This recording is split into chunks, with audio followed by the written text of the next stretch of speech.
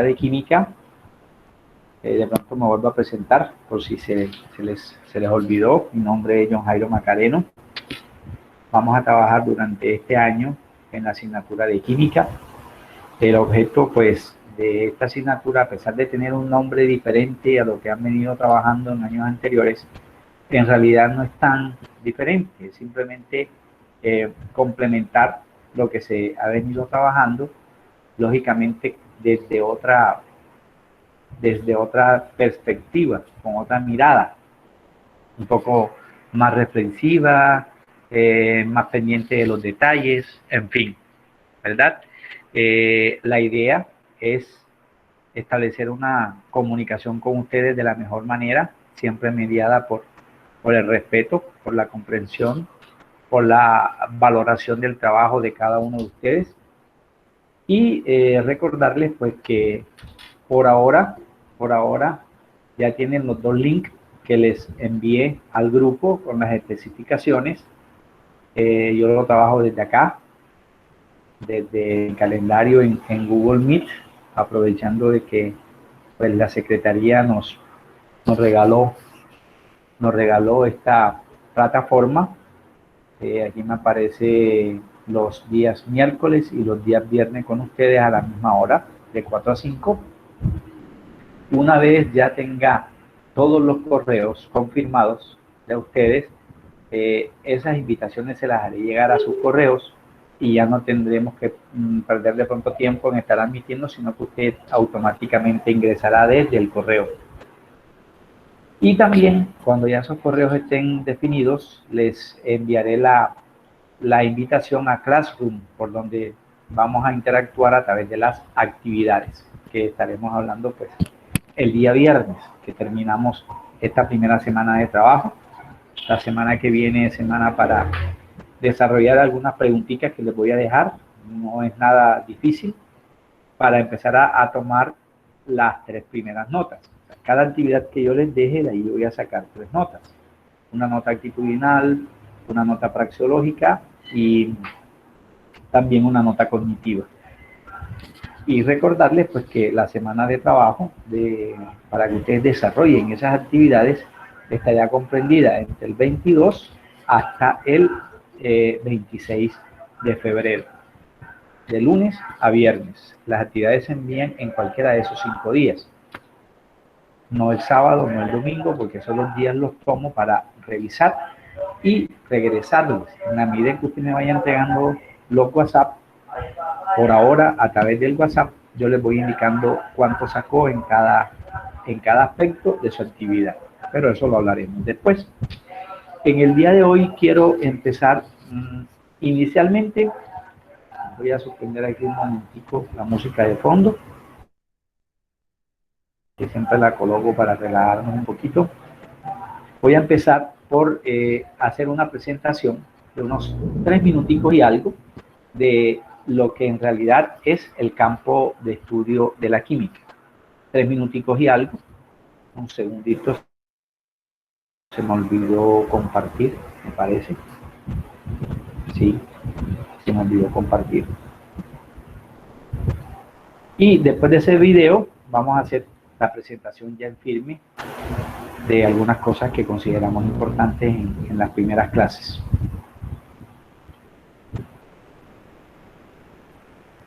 Vamos a enviar ese mensaje.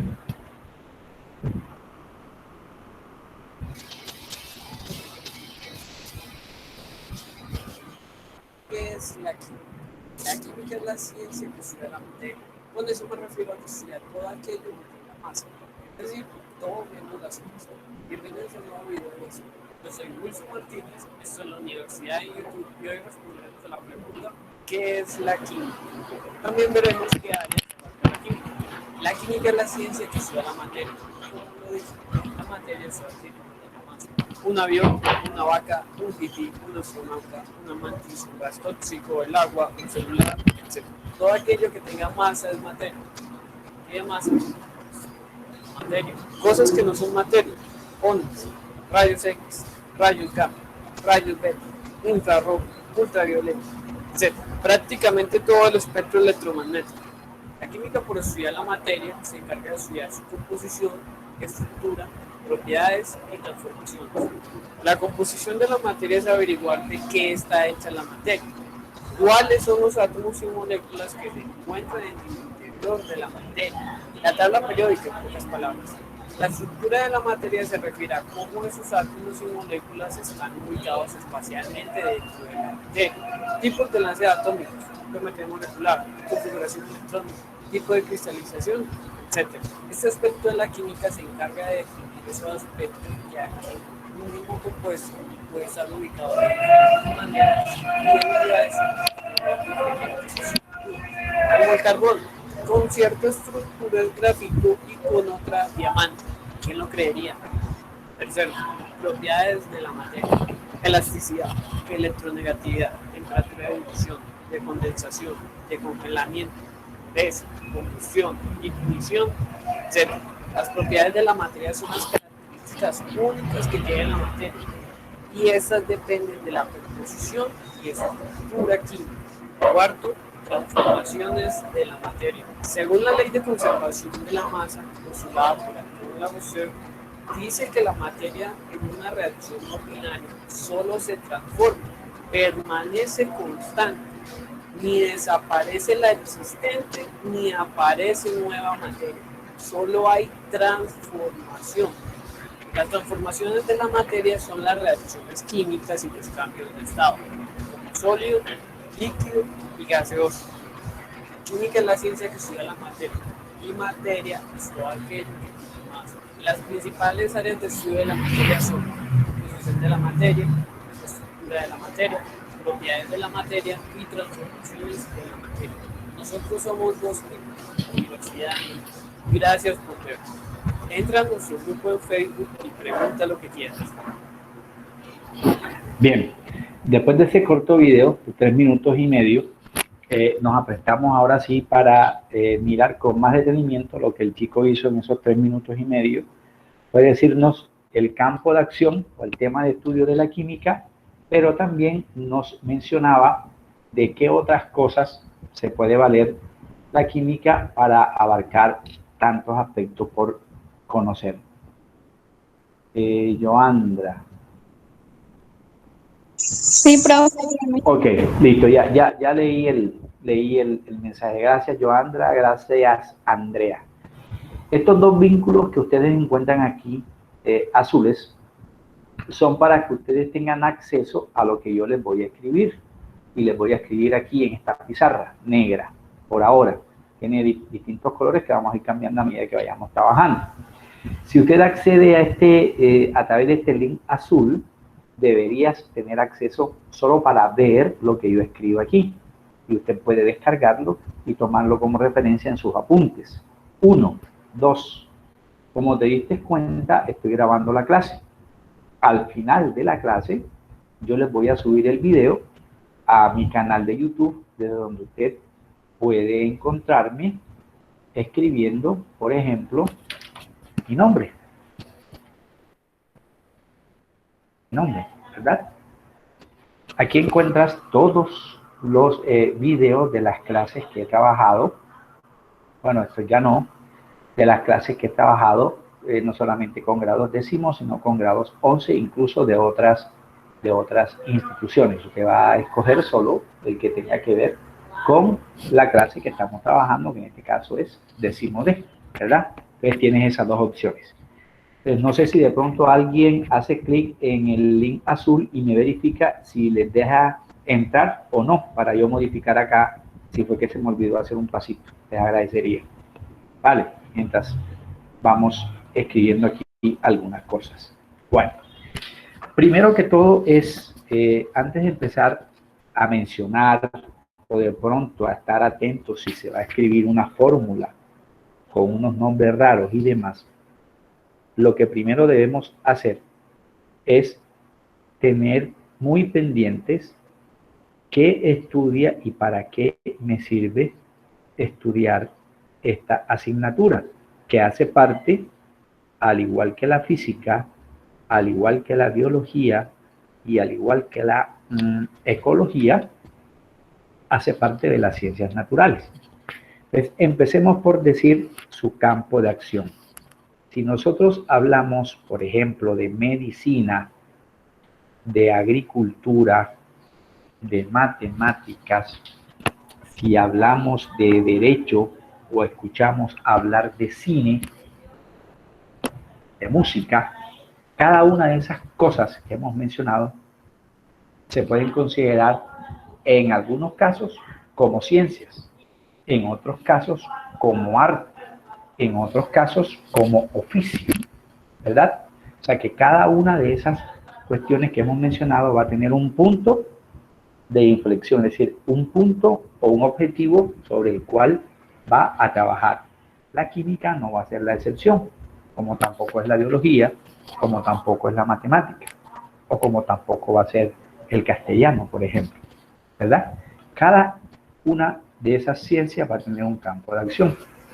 Química se encarga única y exclusivamente de estudiar la materia.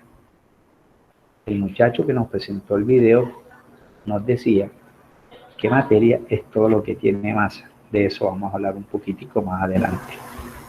Hablar de química me implica hablar de materia, pero sin dejar de pensar que la química se tiene que mover en dos dimensiones. Se tiene que mover en un tiempo, desde dónde empieza esto, quién fue el primero en hablar de esto, por qué se le ocurrió hablar de esto, en fin, en un tiempo. Y además, tener en cuenta nada más y nada menos que la ciencia, ¿cierto? Decimos que química es una ciencia, sí, pero ¿por qué es ciencia? Antes de decirlo, recordemos que el mero hecho de remitirnos por allá a la época de las cavernas, vamos a buscar aquí, aprovechando que podemos hacerlo, cerrar esto, a cerrar esto, y vamos a abrir en internet, en imágenes, voy a buscar época de la caverna, para ir un momentico hacia allá. Bueno, en esa época, millones y millones y millones de años atrás, los hombres, las mujeres, los niños, no éramos lo que somos. La conformación morfofisiológica era diferente. Las costumbres eran otras, pero igual se vivía. Los hombres cavernícolas dibujaban en las paredes de sus cavernas, de sus cuevas, dibujaban lo que veían, lo que observaban en el ambiente. En este caso, esta pintura aquí nos recrea a unos, podríamos decir, a unos toros, ¿verdad? O a unos grandes animales, de pronto de diferentes formas, diferentes tamaños. Pero ese momento de las cavernas también estaba dominado por unos animales que podían ser muy gigantescos, como en este caso, o incluso una recreación de manera bastante pictográfica es cómo se convivía en la noche. Esta aparición del fuego desencadenó, por muy elemental que de pronto yo lo mire hoy día, porque ya esto ni se usa en algunos lugares, pero de pronto en muchos sitios del campo colombiano todavía se siguen iluminando con leña, porque no a todos los lugares de nuestro querido país llegan las redes eléctricas, ni las de alcantarillado, ni las carreteras, ni la tecnología, ¿verdad? En algunos lugares de nuestro país todavía sigue sucediendo esto. Bueno, estoy hablando por allá del siglo IV antes de Cristo, donde la ciencia me dice que debió ocurrir un hecho fundamental que desencadenó la aparición del fuego. Y en ese sentido nos vamos nosotros a la palabra ciencia, porque ciencia debe reunir dos requisitos. Número uno, hacer parte del saber humano. Entonces, la matemática lo es, claro. La biología lo es, claro. La agricultura lo es, claro. La vida misma lo es, porque no puede haber título de por medio universitario, pero el campesino sabe cuándo cosechar. El campesino sabe y predice, según su conocimiento popular, si es buena época para sembrar o si se debe esperar a que 3, 4, 5 días más pasen para que él pueda sembrar. Ese es su saber, pero su saber popular. Igual es un saber. Entonces lo diferenciamos entre el saber científico y el saber práctico, pero igual hace parte del saber. Y si hace parte del saber, necesariamente también debe haber un método, un orden para poder realizar las cosas. Hoy día, a estas alturas, es muy fácil cocinar. Si en la casa pues hay gas propano, sencillamente, y ahí tengo la materia prima para cocinar. Pero antes, si eso ocurría, era un milagro, porque no siempre fue así. No siempre fue así. No siempre se vive en edificios, o no siempre se goza una piscina, ¿no? Eso ha ido apareciendo a medida de que el hombre modificó su accionar, el mero hecho de la casa. ¿Cómo sabían ellos a poderse proveer de alimentos? Me ocasionó que aquí arriba, en su cerebro, sucediesen cosas que antes no pasaban. Y no pasaban porque los alimentos que consumíamos no nos daban la suficiente energía. Las cosas que sucedían en el ambiente no me generaban tanto impacto ni tampoco una modificación en nuestro cuerpo.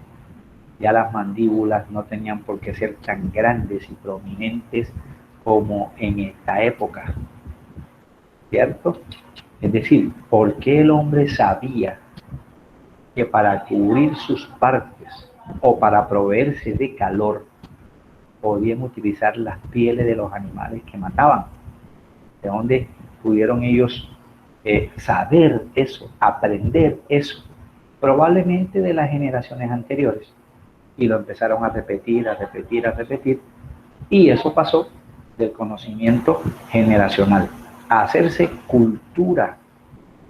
Y ya entonces aparecieron unos hechos mucho más notorios, una mayor indumentaria científica y tecnológica, sí, pero profesor, una piedra, sí, es una piedra, pero que garantizaba en esa época, en esta época, la división del trabajo. Empezaron a aparecer las nociones más generales del Estado, quienes tenían que salir a cazar, quienes tenían que encargarse del cuidado de los niños, quienes tenían que encargarse de que en la tribu apareciese o existiese siempre el agua o alimentos, quién se encargaba de la seguridad. O sea, esas cosas, esos asentamientos humanos, por muy elementales que hoy nosotros de pronto lo podemos tener en cuenta, me dieron paso a serios indicios del saber popular, del método popular. Entonces, dentro de ese escenario, dentro de esa rigurosidad de escenario primitivo, si le queremos llamar, aparece el hecho de el fuego, aparece el hecho del fuego, que me desencadena unas situaciones bien diferentes.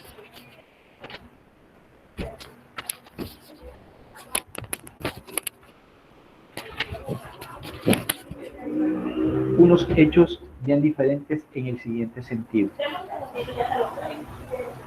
Si aparece el fuego yo podría pensar aquí que no hay materia, porque el muchacho que nos acaba de hacer la presentación del video nos dice que la materia debe tener unas condiciones mínimas para ser considerada como materia.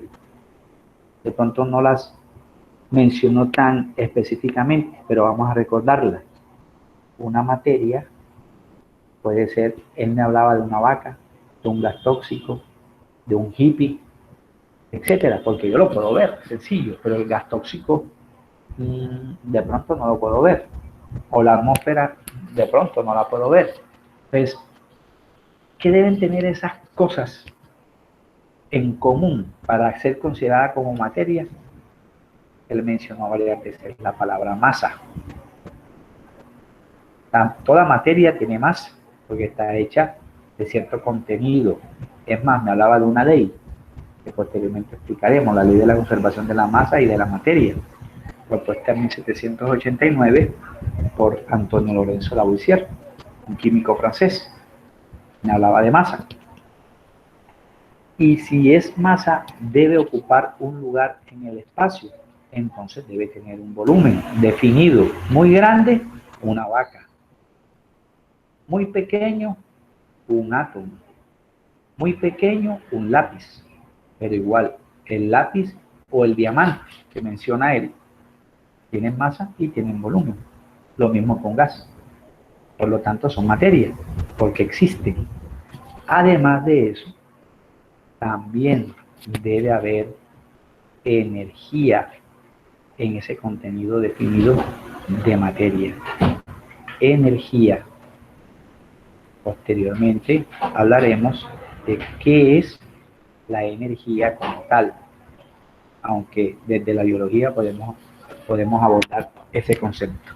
Entonces, cuando esa porción o esa cantidad de materia me reúne mínimo esos tres requisitos, dice uno que existe. Pero resulta que esa palabra de existir está condicionada por una condición de que yo constate si es o no es, como diría Santo Tomás, ver para creer. Pues yo no diría, no me atrevería a decir eso. ¿Por qué? Porque el gas no lo veo como la atmósfera, sin embargo, sin ella sabemos que no podemos vivir. Entonces, esa existencia está marcada dentro de qué requisitos. No es solamente porque tenga volumen, como decíamos acá. No es solamente porque tenga masa. Es que la existencia yo la puedo observar a simple vista. Entonces, el profe de biología probablemente me hable de macroscópico, un elefante, una vaca, como decía el muchacho. Macroscópico, pero una célula no es macroscópica. Profe, ¿y un huevo frito? Ah, pero ya eso son otras cosas, ¿verdad? Puede ser a nivel macroscópica o macroscópico, como lo que acabamos de decir, pero también, si no lo es, no puedo decir que no es materia. Microscópico, un átomo, la célula, el aire, la brisa, ¿verdad? Sin embargo, existen y se consideran como materia, pero una onda, me dice él, no. Un rayo infrarrojo, no. Cuando fulano se cayó y el médico pensó que se había roto un hueso y le mandó a hacer una radiografía, esas radiaciones no se consideran como materia. Algo debe haber allí que no esté catalogado, al menos en estas tres consideraciones, de masa, de volumen y de energía.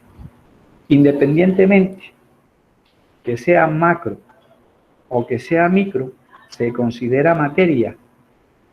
Y si se considera materia, por lo tanto, es verdad. ¿Cómo demostramos nosotros aquí, sin necesidad de ir al laboratorio del colegio, para demostrar que en verdad la atmósfera nuestra, vamos a montar una cosita aquí, la atmósfera terrestre,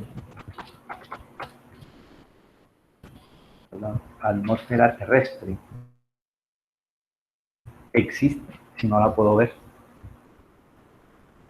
Yo no la podré ver, pero a mí me han enseñado que, por ejemplo, nuestro planeta Tierra está rodeado por una capa gaseosa y como está conformada por cosas microscópicas, invisibles, ningún ojo humano la ha podido ver, pero igual nuestra respiración obedece a eso.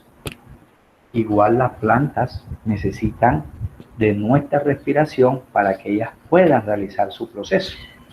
De hecho, entre nosotros, los animales superiores y las plantas, hay un vínculo indestructible. Ellas nos necesitan, pero nosotros también. Sin embargo, el hombre, por su afán de poder, por su afán de riqueza, por su afán de desarrollo, ha talado millones y millones y millones de hectáreas a nivel mundial. Entonces todos los días o frecuentemente vemos las noticias de los efectos que producen los aguaceros, del efecto que producen los huracanes como efectos naturales, que hay poderosísimo movimiento en el viento. Por respecto a lo que pasó en San Andrés, que es reciente, o lo que siempre en la época invernal sucede aquí en la Mojana Sucre, sin necesidad de mencionar otros lugares del mundo. Y yo no estoy viendo la atmósfera. Y yo veo que mi planeta Tierra, que es una bola inmensa, pero si la miro en el universo es tremendamente pequeñita, porque nuestro sistema solar es apenas uno entre muchísimos. Nuestra galaxia es apenas una entre muchísimas. Por lo tanto, hay cosas que son invisibles, sin embargo existen. Ahora, viéndolo más en detalle, las capas de nuestra atmósfera terrestre, desde la Tierra hacia la parte más alta, por eso es que usted ve, por ejemplo, ahora, si detalla bien, o más tardecito, si detalla bien, vas a mirar que hay nubes que no están a la misma altura. Y vas a notar que no todas las nubes tienen el mismo color. Hay algunas que tienen un tono más oscuro que otras. Los campesinos nos dicen que si la atmósfera está cargada, supuestamente va a llover. Y eso es un conocimiento popular. Pero ven acá, si yo no veo la atmósfera, ¿por qué esos colores se relacionan con que va a llover? O si va o no va a llover, o si es preciso o no es preciso sembrar. Eso lo saben muy, valga la redundancia, correctamente nuestros queridos campesinos, ¿verdad? Si miramos desde la parte más baja a la más alta, hablamos de una exósfera. Voy a ampliar aquí un poquito para hablar de unos valores que me interesan. Mira, por ejemplo, voy a ampliar aquí un poquitín. De los 190.000 kilómetros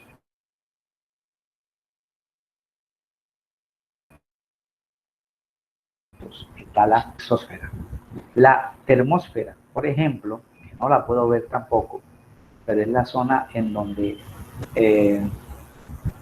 frecuentemente circulan los populares satélites artificiales. Nunca se va a ver que los meteoritos los podamos observar en la exósfera.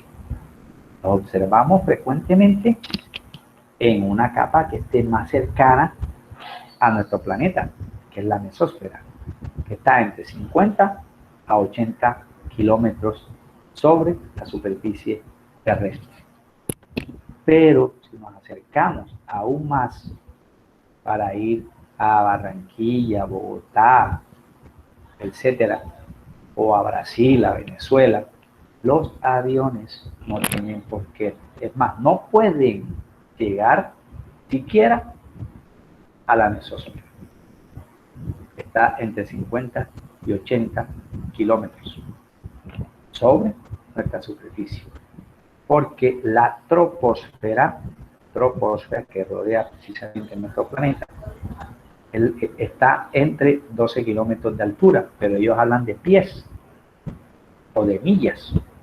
Bueno, tendríamos que, y eso lo vamos a aprender también, a hacer conversiones de una medida a la otra. ¿Por qué hablamos de eso? Porque mencionamos esta palabrita. Mencionamos que puede ser un avión, lo veo, pero el aire no lo veo. Entonces voy a decir que el aire no existe.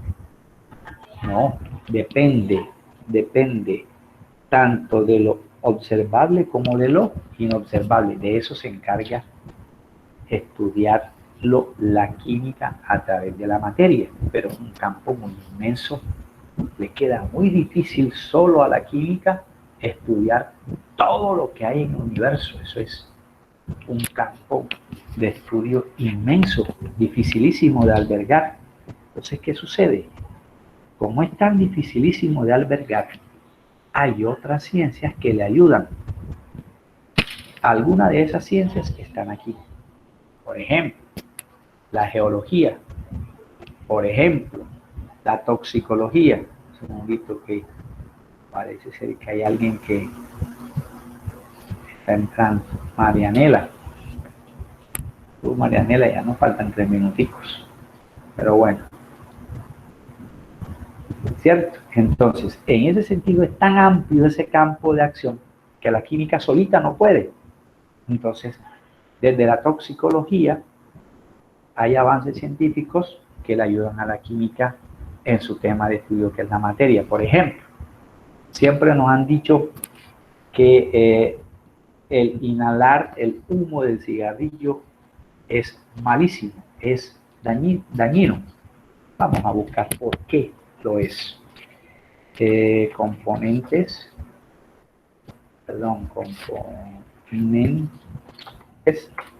de un cigarrillo de tabaco, obviamente. Bueno, mira, este que es más chévere. Voy a ampliarlo y ese gran avance científico lo proporciona la toxicología para aquellos que no creen que no, eso es mentira, que el cigarrillo mata. En la elaboración de un cigarrillo convencional, miran todos los componentes que hay. El ácido esteárico, ese ácido esteárico lo utilizan para la fabricación de las velas. Hace parte de un cigarrillo. Pinturas, como la que utilizamos para nuestras casas, pinturas que le llamamos nosotros popularmente pintura de aceite. Ácido acético que utilizamos en nuestras verduras o para preparar ensaladas. Ácido acético. Vinagre. Pero también se utiliza en la preparación de esto metano, que es un combustible y se le llama también como gas de alcantarilla o gas cloacal. Lo produce la descomposición de nuestras heces fecales y la del resto de animales. La vaca, el caballo, el perro, el gato, el elefante. Al hacer popó, ese popó se descompone y me genera unos olores muy fétidos. Y ese olor fétido es un combustible que se llama metano. Eso hace parte de aquí. Lo utilizan para la preparación del cigarrillo, si se llame Marlboro, Ken, lo que sea. Siempre va a tener los mismos componentes, incluso hasta más adictivos. Tiene cadmio. El cadmio es un elemento metálico que hace parte, digamos, en mucho porcentaje de las baterías, ya sea las que utilizamos para el control remoto o ya sea para las baterías de nuestros celulares. Es un elemento químico altamente dañino. Está haciendo parte del cigarrillo. Tolueno, disolvente, además de eso, cancerígeno, por mencionar algunos. Mira, monóxido de carbono, el que hace parte de la combustión en los vehículos. ¿Por qué se quema tan facilito? Porque hace parte de su preparación un componente que se llama butano, que es combustible y que hace parte también de lo que llamamos popularmente como las mecheras, ¿cierto? También hay metanol, también hay nicotina, mire, arsénico, utilizado para los venenos en el control de plagas, o alquitrán, que es muy cancerígeno, con el que se disuelven algunas ceras para los pavimentos. Todo este montón de cosas y mucho más son consumidos por las personas o cuando nosotros estamos al lado de alguien que fuma. Todo ese humito que sale de aquí tiene estos componentes más, de tal manera que hablamos de consumidor activo, que es el que fuma, y hablamos de un consumidor pasivo. Si está por acá y hay una persona que fuma, al soplar la brisa, este humo lo respira el otro, porque los gases se combinan, son miscibles, y yo no veo hasta dónde llega el humo del cigarrillo, pero sí me da la sensación de un olor desagradable e inmediatamente me voy de ahí, o me tapo la nariz, o sencillamente me salgo del sitio donde está esa persona, porque ya hay avisos donde me dicen prohibido fumar y hay otros avisos donde me dicen zona para fumadores. Si usted entra en una zona para fumadores, no tiene por qué quejarse, sabe a lo que va, ¿verdad? Entonces, ¿qué me dicen? Miren, números matemáticos, 4.000 sustancias químicas distintas contiene el cigarrillo. De esas, 250 son nocivas para la salud, me producen problemas respiratorios, y 50 me producen cáncer. ¿Cuáles? Tolueno. ¿Cuáles? Arsénico, nicotina y demás. Y la química se encarga de la preparación de esto, pero a través de una ciencia auxiliar que se llama toxicología, por mencionar un solo ejemplo. Y eso que no hemos hablado acá de lo que estamos mencionando ahorita con mucho boom publicitario, la popular vacuna contra el SARS-CoV-2 que empezó a nivel de Colombia aquí en Sincelejo, ¿verdad? ¿Cómo se logró eso? A través de estudios, no con mucho tiempo, se conocía algo, pero no como lo que evidentemente está sucediendo a través de la bioquímica y a través de la biología molecular. Entonces trabajan con sustancias, y si son sustancias es materia, y si es materia, ahí está inmersa la química. Bueno, son las 4:43, también les robé 3 minuticos. Vamos a dejar hasta allí y continuamos en la siguiente clase, que es el día viernes, ¿verdad? A la misma hora. Entonces yo les sugiero algo para ir confirmando los correos. Yo sé que ya hicimos ese trabajo, pero han habido personas que se salen de este énfasis para el otro o al revés. Entonces hay una mezcla de información. Yo les agradecería que en el transcurso de esta semana o el jueves, no lo vayan a hacer hoy porque tengo que revisar otros documentos allí, tengo bastante información. El día jueves me confirman su correo para ya en la otra semana de trabajo, que es el 1 de marzo. Yo les voy a enviar esa invitación a los correos para evitar pérdida de tiempo en estar admitiendo a las personas a la clase. ¿Les parece? Sí, profe. Listo. Bueno, entonces dejemos aquí por hoy y continuamos el día viernes. Que mi Dios me los bendiga. Por favor, síganse cuidando. Chao. Nos vemos. Chao, profe. Chao. Chao, profe. Chao.